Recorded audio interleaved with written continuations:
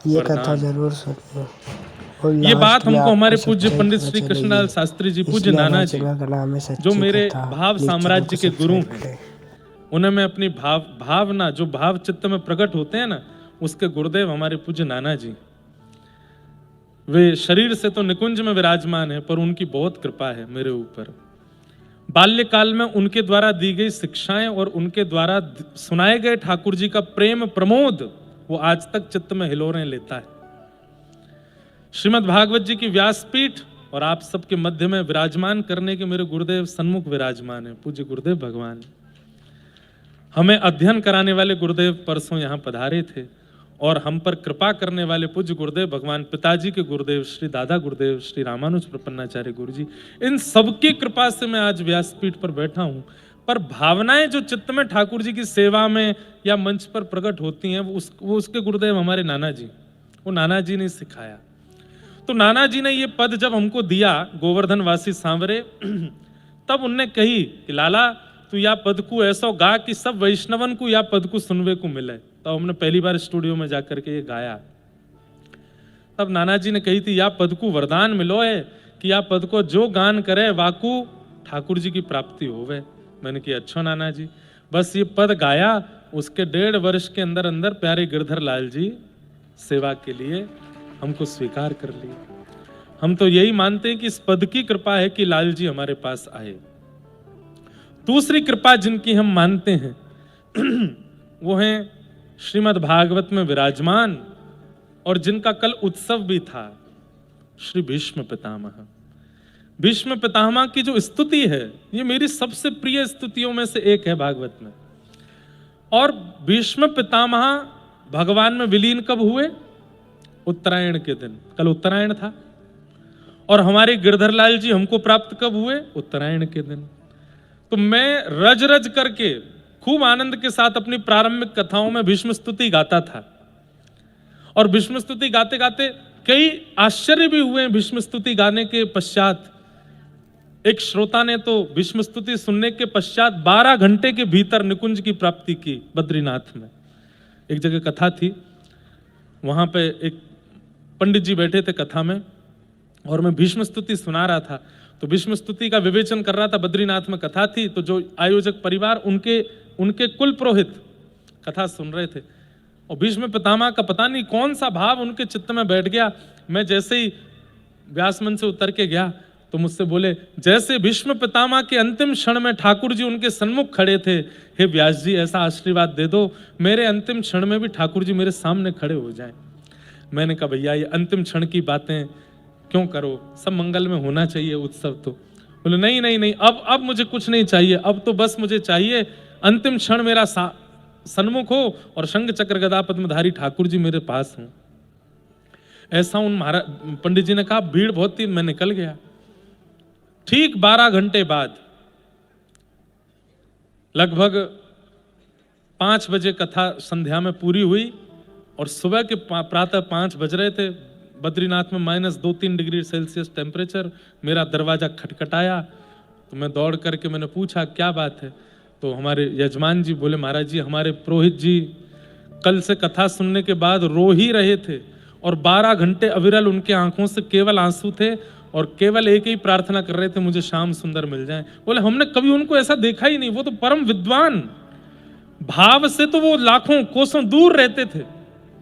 अरे विवाह आदि पढ़ाने भी जाते तो वो भी विदाई के समय पर बोलते पता नहीं क्या ये लोग सब रोते क्यों हैं, इसमें ऐसा क्या है। वो किसी के अंत्येष्टि में भी कोई रोता तो उसको भी संभालते, लेकिन खुद कल इतना रो रहे थे। गंगा जी गए, गंगा जी को प्रणाम किया, बद्रीनाथ भगवान के सामने बैठ करके हाथ जोड़ के बोलते रहे, हे बद्री विशाल अब मिल जाओ, बस अब नहीं, यहां से वापस नहीं जाना। ना उन्होंने भोजन किया, ना उन्होंने अन्न खाया, ना पानी पिया। कथा के बाद रात्रि में भी सोए नहीं, नीचे आसन लगा करके बैठे रहे। उनके कमरे में जो दूसरे पंडित जी थे उन्होंने 5-6 बार रात भर कहा पंडित जी सो जाओ, नहीं सोए। बोले बस रोते रहे रोते रहे रोते रहे और सुबह 5 बजे हाँ नाथ कहते हुए उन्होंने अपने प्राण ठाकुर जी में विलीन कर दिए। जब उनका अंतिम दर्शन करने के लिए गया तो वो कमर दीवार से लगा करके ऐसे ही बैठे थे आसन पर और मुख पर प्रसन्नता, नेत्रों में अश्रु। ठाकुर जी का स्मरण करते करते भगवत धाम चले गए। यही भीष्म स्तुति सुन के। भीष्म स्तुति को ये एक प्रकार से मैं इस बात को कहता हूं कि अगर कोई व्यक्ति नित्य भीष्म स्तुति का पाठ करे तो उसका अंतिम क्षण जब भी आएगा, जहां भी आएगा, जैसे भी आएगा, ठीक मृत्यु से एक क्षण पहले ठाकुर जी उसको दिखेंगे दिखेंगे दिखेंगे, ये प्रमाणित है। और अंते नारायण स्मृति, ये तो भागवत जी का सिद्धांत है।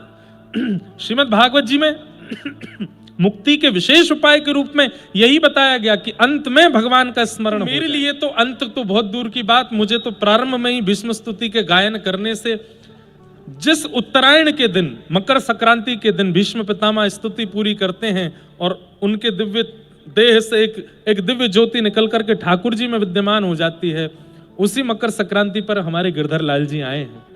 इसलिए मुझे लगता है कि ये भी मुझ पर भीष्म स्तुति की कृपा है। इसलिए मैं भीष्म स्तुति की कुछ पंक्तियां गा करके, उसका कुछ भाव कह करके आज की कथा को विश्राम, और इस उत्सव को फिर कथा को विश्राम कर देंगे, उत्सव प्रारंभ करके फिर उत्सव को विश्राम के लिए ले चलेंगे। श्री भीष्म उवाच इति मतिरूपकल्पिता वितृष्णा भगवत सात्वत पुंगवे विमुने स्वसुखमुपगते क्वचिद्विहर्तुं प्रकृतिमुपेयुष्यद्भव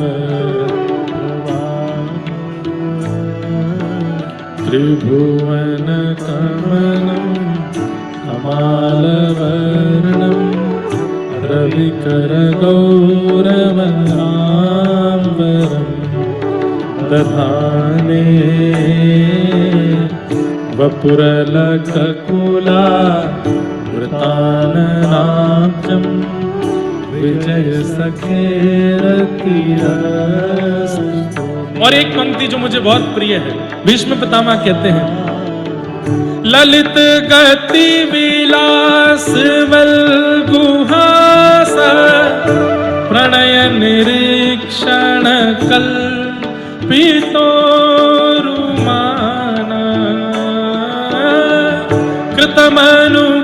कृतमनुकृतवाच्य उन्मदान्धा प्रकृति मगन किलय से गोपवध्व मुनिगण नृपवर्य संकुलेन्तः सदसि युधिष्ठिर राजसूय येषाम् अहरणमुपपेत ईक्षणीयो मम दिशि गोचर एव आदिरात्मा तमिममहमजं शरीरभाजां हृदि हृदिधिष्ठितमात्मकल्पितानां प्रतिदृशमिव नैव भार्गमेकं समधिगतोऽस्मि विधूतभेद मोह समधिगत।